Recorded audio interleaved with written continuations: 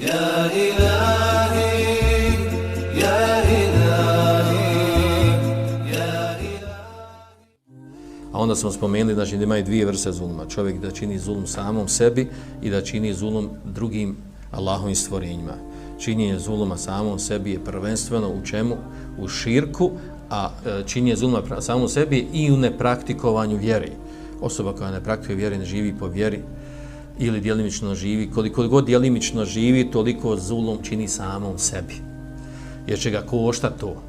Nepraktikovanje, kako nepraktikovanje vjeri u smislu neizvršavanje vađiba i činjenje harama, na to se svodi vjera. Kad bi neko rekao šta je vjera, šta je bogobojaznost, to je izvršavanje vađiba i ostavljanje harama. Onda dolazi do drugi stepen mustehabati, ostavljanje mekruha i tako dalje. To je suština vjere, znači nema tu neke velike filozofije. Sad da bi znao šta je vađib, šta je haram, moraš učiti vjeru, moraš izučavati vjeru.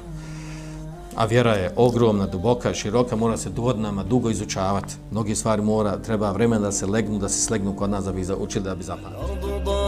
والسماء وقلبي ما رفض ضياء